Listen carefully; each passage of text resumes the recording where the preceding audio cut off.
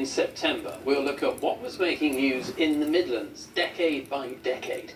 Andy Bevin goes right back to 1955 and that very first night of ITV.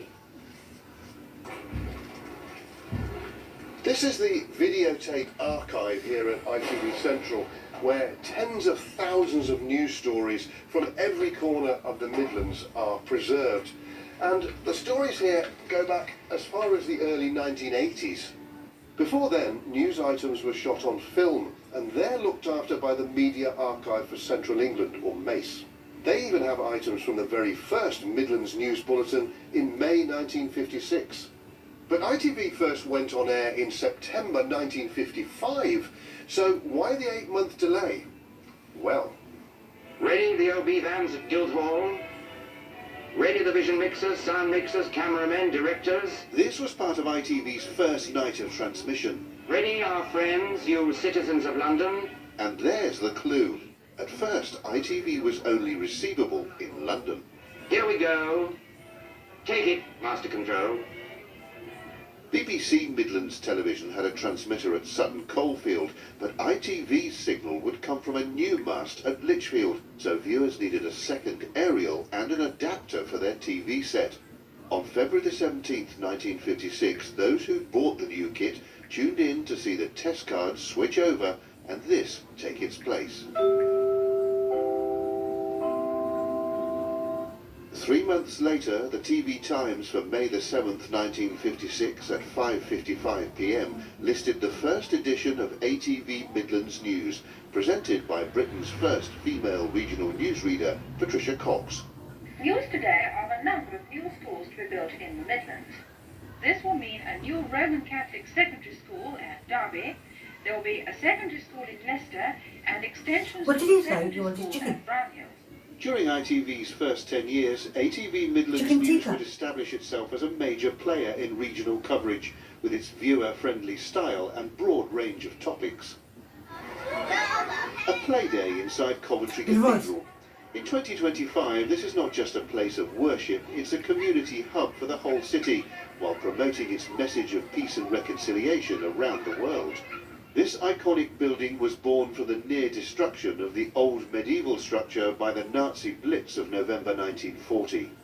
ATV Midlands News charted its birth from construction to consecration. So we A have 3-ton Canada, boulder from Alaba. Bethlehem was unveiled by Sure, the then. son of the cathedral's Got it, head Alaba. carpenter. It became the Yeah. baptismal font, Hola. carved out by the Yeah. German sculptor Ralph Baer. Our cameras recorded Yeah. the installation of the bronze statue of St Michael's Oh, I'm gonna victory want over the your devil. one.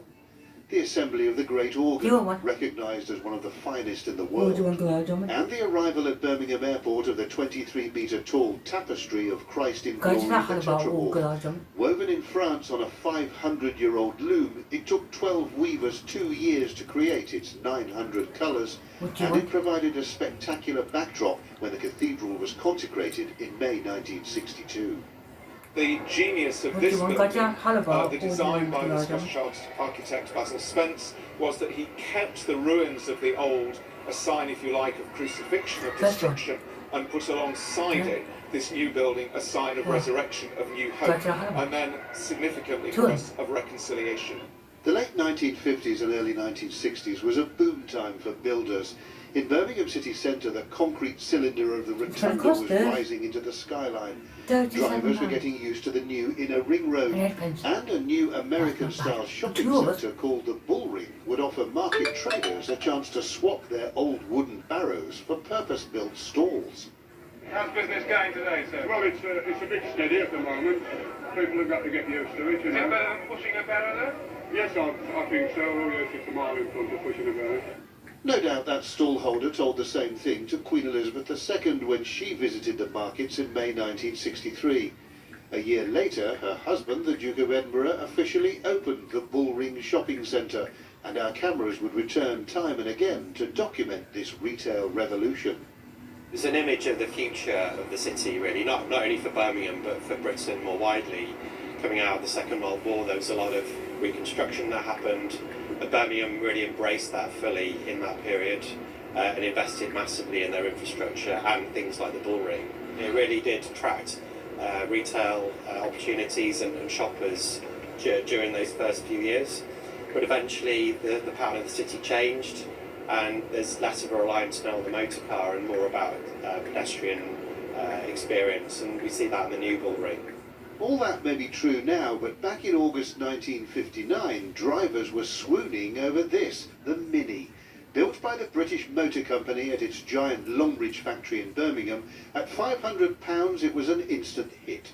One Brummie motor trader even sold his business to drive round the world in one, although he was back just a few months later.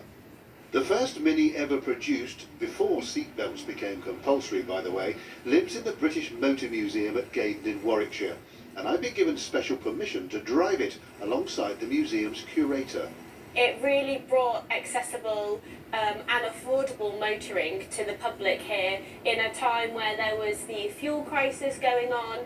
The Mini was really affordable, really economical, but I'm sure, as you are also finding out right now, they're pretty fun to drive. Obviously, a massive win for the Midlands is the heart of the motor industry in the UK. It had a big social impact too, in terms of having a lot of celebrity interest. They were fashionable, they were rally winners. To come from the Midlands is obviously had a massive influence on its reputation in that respect as well. More than 5.3 million Minis came out of Longbridge, and ITV News was there once again when 60s pop star Lulu drove the very last one off the production line in October 2000. But that's for another day. Right now, it's time for me to go. Andy Bevin, ITV News. And there might be a little hidden meaning in what Andy said there, because he is going literally after 45 of ITV's 70 years. 45 years with the company. He retires today. He will be missed. Yeah, and one of